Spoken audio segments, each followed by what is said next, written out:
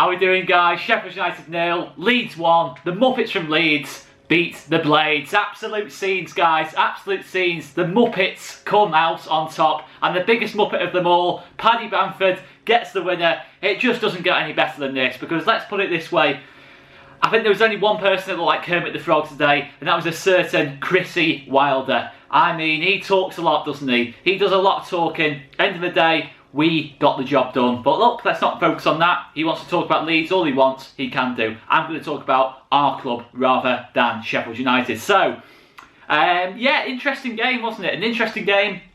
I think the epitome of a professional away performance. We're going to have to put in a lot of performances like this away from home this season in the Premier League. I think it's been two and a half really good solid displays now out of 3 for us to start the season off. And look, it's difficult not to get carried away. It's 6 points from the first 3 games. I know we've got 2 massive ones coming up, but we go into those with confidence now. But feet on the ground. Yeah, I'm always the more negative one on Leeds TV.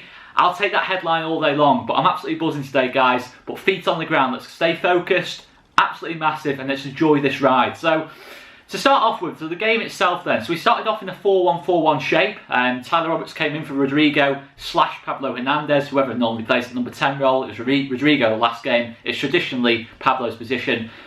But yeah, Tyler Roberts came in, and look, you know, we started with a 4-1-4-1, but pretty quickly, you know, you saw a massive tweak from Bielsa, sort of 10-15 minutes into the game. Went from a 4-1-4-1 to a more 3-3-1-3 shape. You sort of noticed Stuart Dallas went into a central position, so it kind of felt like 3 at the back, Robin Koch, Liam Cooper, and yeah, I guess probably more Luke Ayling on the right side, Koch in the middle, and Coops on the left side, and then the midfield 3, quite a very narrow midfield 3 of Stewie Dallas, Calvin Phillips, and Mateusz Klich on sort of like the left sort of channel, and then Tyler Roberts in an out-and-out 10 role, Helder Costa, Patrick Bamford, Harrison front 3. So we kind of changed system very quickly in the game. I'm not sure specifically why that was, although maybe some suspicions as I get later on in this match review. But yeah, we changed into a 3-3-1-3 shape, and Dallas was the one who moved. And he doesn't normally like that central position, let's be honest, but today he was outstanding in that position. He looked so comfortable. You know, how many times do you see Dallas on the overlap with Ayling and Costa? He was making that little third man run on that right side and putting balls into the box, and he was causing danger in those situations. His energy in that middle of the park massively helped us, and we outnumbered Sheffield United with 4 versus 3. And yeah, that was a really interesting change. It was a really smart change off Bielsa. Sorry, I'm looking down because I made so many notes on this game. It's one of those games where there was 1 goal in it at the end of the day. There wasn't tons of action, yeah, in terms of huge chances either side.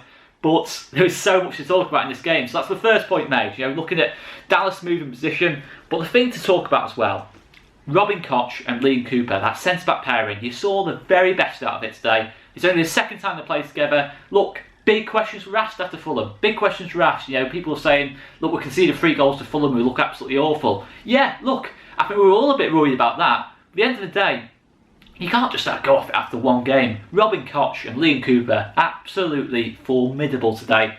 And they seemed to complement each other so well. It felt like Robin Koch grew another 2 feet today. He just looked so big and fierce and just physical and just aggressive in the air. Exactly what you want from Robin Koch.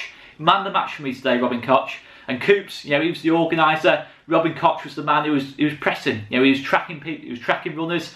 He was following McGoldrick all the way to the halfway line, winning the ball back. I mean, his stats today are absolutely unbelievable. I mean, I think he's had a 90% pass accuracy, 7 long balls, 7 long passes. You know, he's really seen that passing range now for Robin Koch, and 6 aerials won. And it was just fantastic today, Robin Koch. Fantastic today. I think it was almost a near perfect centre-half performance from him today, and you really saw that quality. You saw a German international defender there today, and Liam Cooper, the organiser, as I've already said, fantastic there too. Luke Ayling, as he always does, slots in well on that right hand side. He covers the wide areas really well as the right centre back, and he's adapted to that role fantastically over the last sort of 18 months or so as the right sided centre half in the back 3. And we changed into that system with ease because there's always fluidity with a Bielsa team. You know, we may start with a back 4, and I was quite surprised we started with a back 4, and then we changed to the 3 at the back very quickly.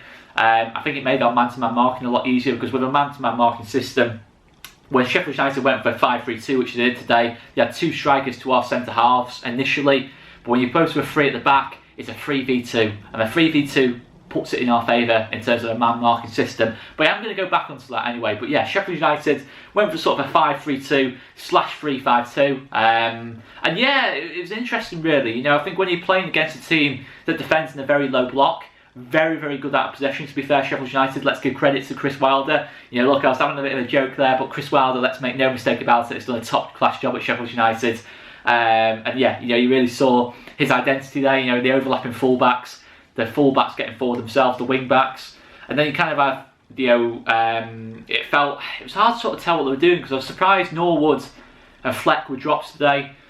So yeah, it felt like Lundstram and Osborne were the spare 3/8s to an extent. So they had the three-man midfield. You know, it has one man sitting, and then Osborne, Lundstram making the box-to-box runs, because you saw Fleck and Lundstram do that really well last season.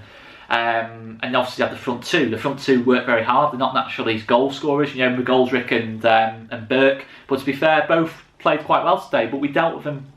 Yeah, they played well. You know, they showed some nice touches, but we didn't really let them have real decisive moments in on goal. You know, I think we did really, really well against them.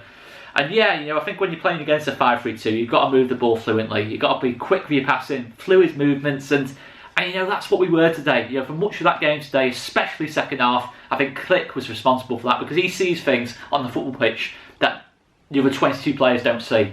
Yeah, it's simply how good Matthijs Click is, and for me, he has to be a contender for Premier League Player of the Month. He's been an absolute colossus in midfield for us this season, and to be fair, today, you know, he's kind of like the only natural number 8 on the pitch, you know, in terms of for us. You know, he had obviously Calvin Phillips, a holding midfielder, pushed up a little bit further. Stewie Dallas pushed up into midfield. Rodrigo and then Roberts in midfield as well. So he was on his own at times, you know, in terms of a natural midfielder. But he was superb today, Matthijs Click. He was superb today. Again, and he was so responsible for setting the tempo and controlling the game and having decisive moments in and around the box, because he's a fantastic footballer, Matthijs Click.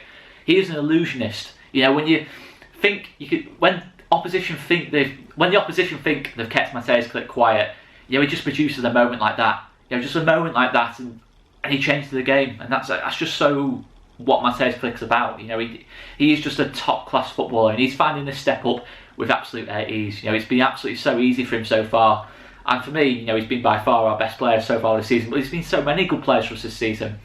So yeah, that's that in terms of the system we were up against. You know, we're in a low block, but we moved the ball around nicely. You know, Ramsdale's had to make numerous saves today, and for me, I think all in all, I think it was a thoroughly deserved 3 points. You know, look, it wasn't our very best performance, you know, in terms of creating tons and tons of chances and having all, you know, absolutely dominated on the shot count, etc., etc. But we were the better team today. We were the better team. There's no real doubt about that, to be fair. Certainly second half, I think our class told in the second half, you know, and it really was a fantastic display in terms of professionalism. You know, we respected Sheffield United when we had to. We attacked them on counters when we had to. We were just really sensible today with how we managed the game. You know, it always felt like it was going to be a 0-0 right up until the last kind of stages of the game. You know, we really felt that the last 20 minutes would be the moving time in the game to an extent. You know, you use the phrase in golf on the Saturday of a golf tournament, that's moving day. I think in a game like this, the last 20 minutes, the substitutions you make are the moving times in the game, the times when the game changes. You know, when you get that breakthrough in the match, and a fantastic football match, wasn't it, all in all? And look, I mean, both keepers on top today. Both keepers on top. I mean, Ilan Meslier made some really, really, really good saves. You know, even ones that looks quite easy on paper, he made look easy. You know, he pushed the ball all the time. I think Kieran said on the live stream, you know, said he pushed the ball into the safe zone all the time.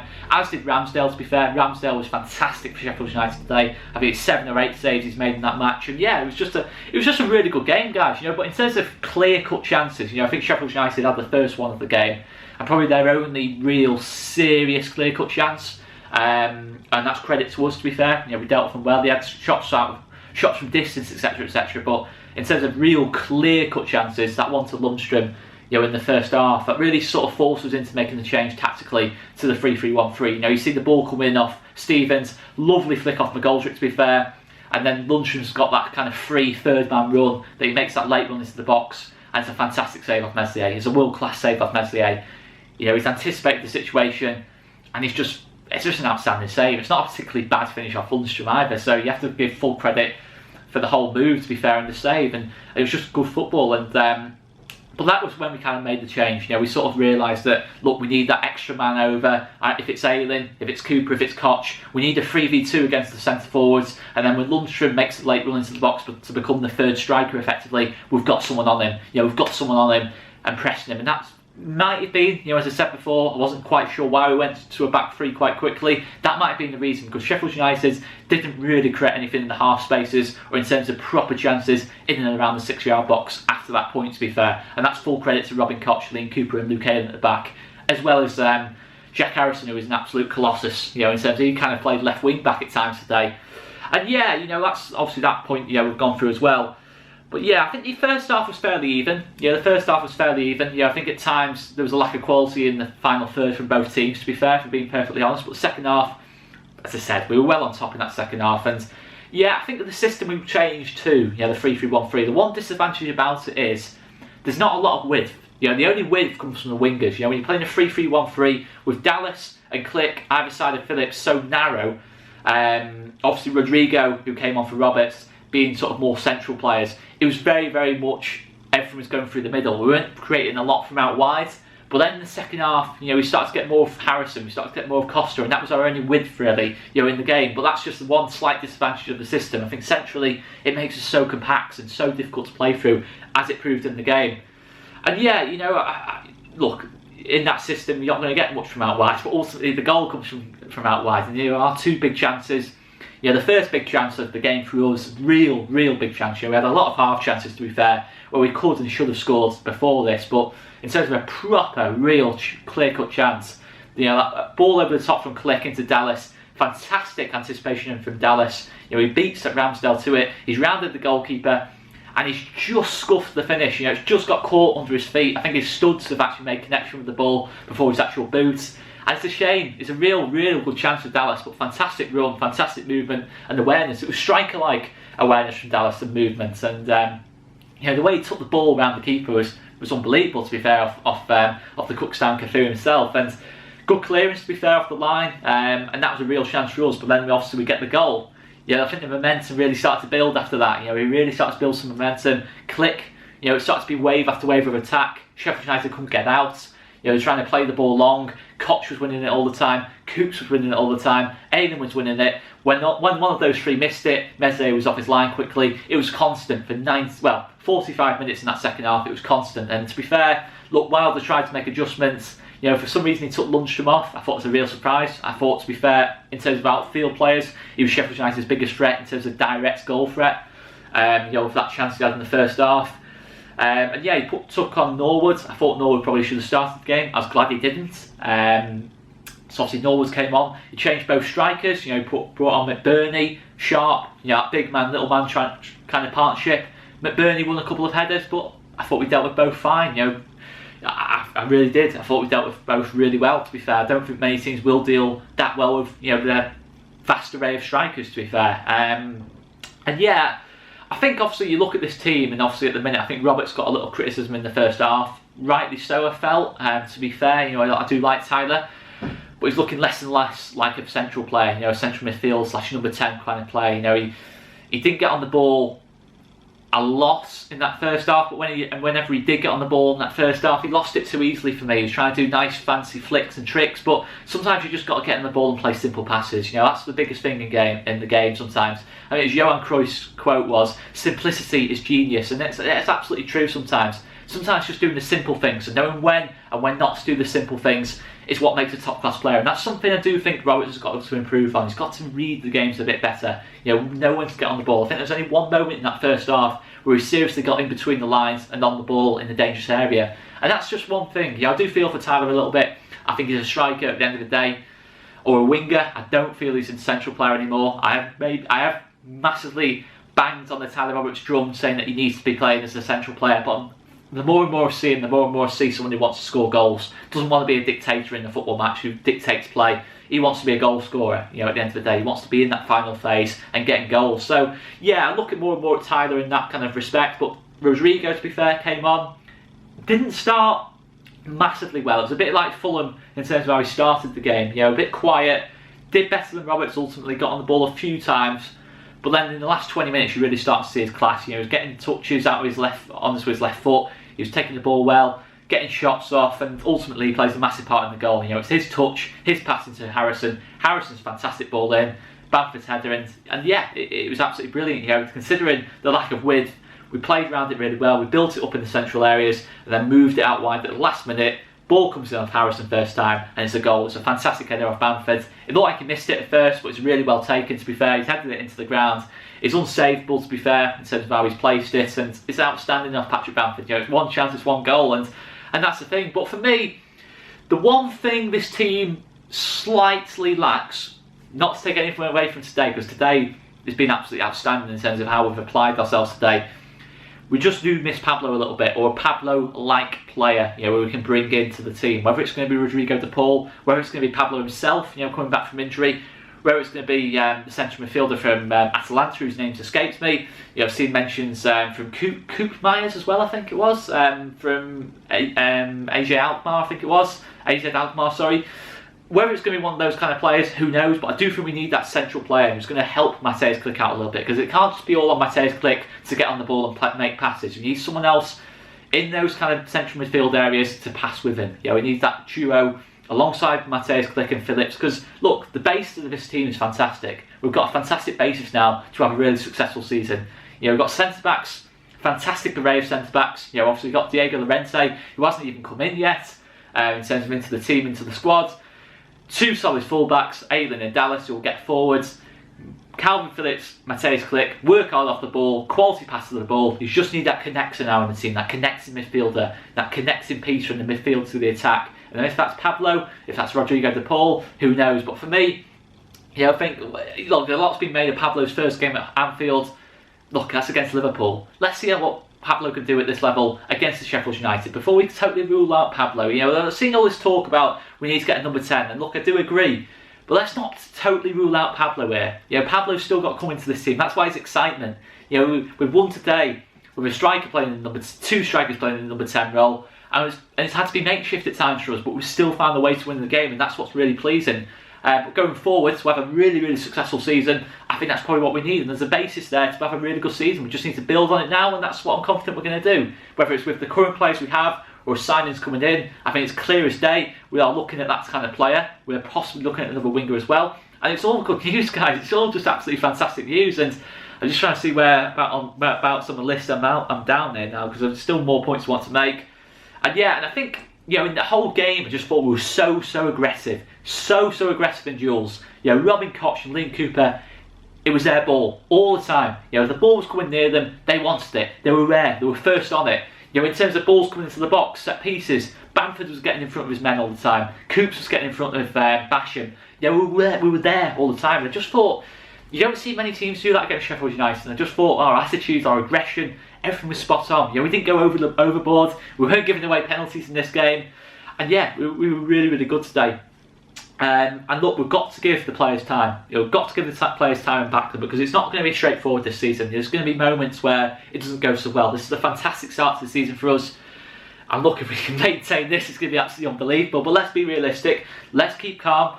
The performances are more important than the results. Well, look, the results are crucial as well, but in terms of a long-term way of thinking, as long as the performances are right, we will get the results. I don't know what's going on out there. You kind of know what I mean. The performances are what we need this season. You know, just keep the confidence, keep to our identity, and keep building. And that's all you can ask for. And look, it's 14. I think it's 14 wins out of the last 17 now in the league. Absolutely unbelievable. And I just thought our whole attitude today was spot on. And look, Sheffield United going forward are not a particularly good team. We're going to get bigger tests than that this season. That's why. Let's keep calm. Now, next week's going to be a much bigger test. When we play like this, guys, when we play like this, you can't ask for much more than that. You know, you put in performances like that today, away from home, absolutely unreal, guys. Absolutely unreal. And that's the thing, you know, it's just amazing. Amazing from the boys today. Amazing. And that's all I'm going to really say, guys. So many outstanding performances today. But for me, Robin Koch, Liam Cooper, Ilan Meslier, and Mateusz Klich, I think, were the outstanding players, and there were so many outstanding performances. I think Ian Poveda came on, some nice touches, ultimately a little bit frustrating. But that's all you can ask for, guys. Let's see who we bring in at the number 10 role. Let's not totally rule out Pablo. Pablo has still got a big part to play in this team, and if Pablo had been playing today, I think we win this game by more goals. I think the basis was there to win this game by more goals. But I'll take the one. I'll take the one. As a Muppet, I'll take the one anyway. I'll leave it there, guys, anyway. We're pushing for Europe anyway, guys. I'm going to leave it there anyway. See you later, guys.